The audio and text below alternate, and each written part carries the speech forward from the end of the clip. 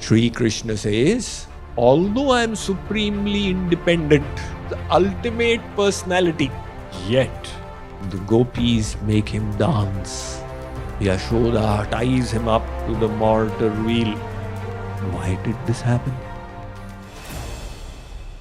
If you wish to describe somebody, you could describe the person by their external form. This guy is tall, stout, lean, dark complexion, fair, hunched back, whatever the form. Now, how do you describe the form of bhakti? So Narad says bhakti is of the form of prema, love. So love, we have love in the world as well. He says param love. It is the highest love. So the regular love is what we have in the world. One sage went and sat down in a restaurant, and the person on the next table, he was having a fish. Now the smell of it was a little obnoxious. The sage said, "Is that fish you're eating?" The person said, "Yes, I love fish." The sage said, "Impossible. If you love fish, then why would you be eating it?"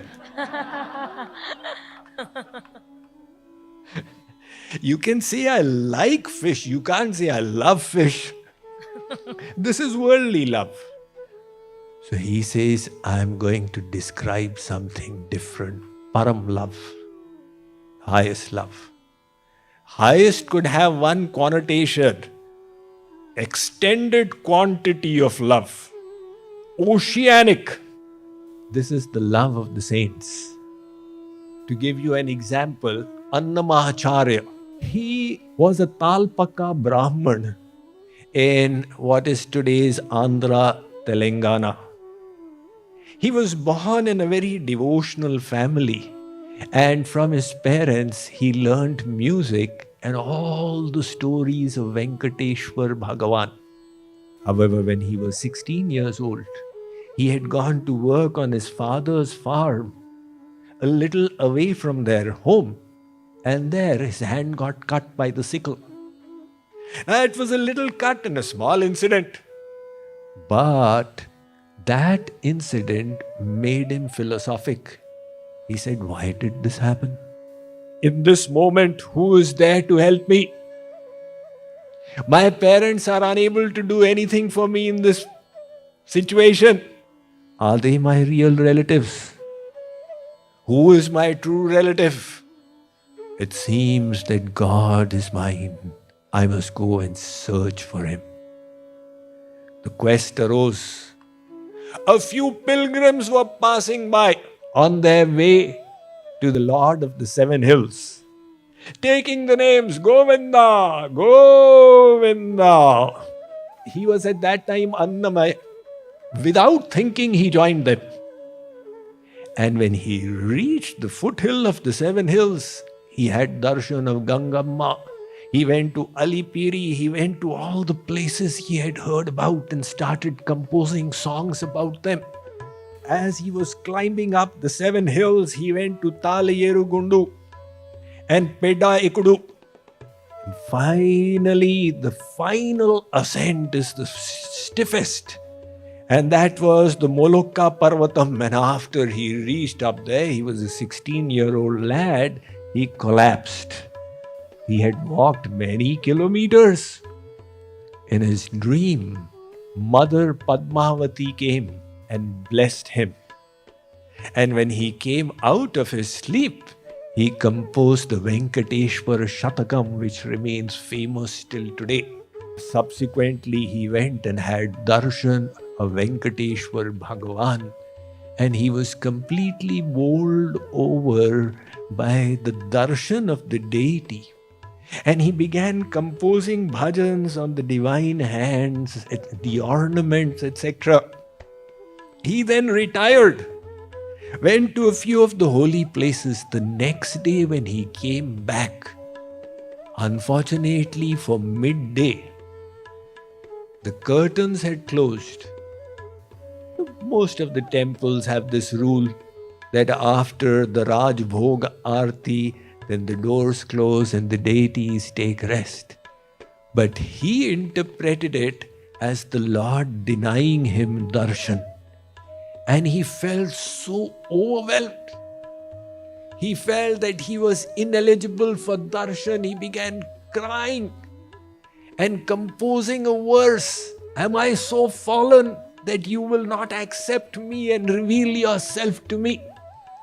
At that very moment, the curtain fell and the darshan was made available. The priests were astonished at the miracle that had taken place. So he bowed down and a mala fell. A garland fell from Venkateshwar Balaji. So if a singer would perform in front of a king, when the king was pleased, they would offer their garland as a token of appreciation. Now the deities are not going to put it on for you, they just drop it. And the priests saw this. They realized that they were in the presence of a saint. And they naturally developed love. So this is the expanse of the love which you see in the hearts of the saints. It's not just the quantity, but the quality of the love. Narad says, Sa tu asmin param prema rupa. I am talking about the purest divine love. When love is pure, it enslaves God. Aham bhakta paradhinaha yasvatantra ivadvija sadhubhir grastaridayo bhaktair bhakta janapriyaha. Shree Krishna says, although I am supremely independent, I am under nobody, yet those devotees of mine who harbor in their heart pure love, they bind me in it. And that is why when the Lord descends, He reveals in His pastimes the glory of such love. Albelo hamaro yaar prema ke bandhan mein nahi jaat samadhin yogin jai nachat ta the braj narin ki tar prema ke bandhan mein.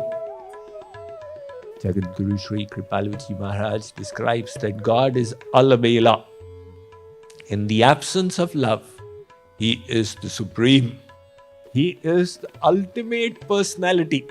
However, in the presence of love, that almightiness vanishes. He comes to the level of the devotee. And the gopis make him dance. Yashoda ties him up to the mortar wheel.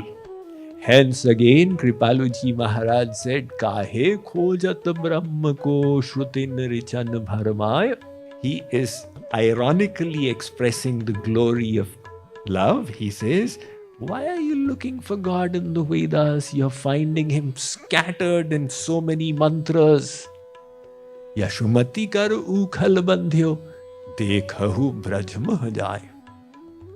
Go and look in the land of Vrindavan.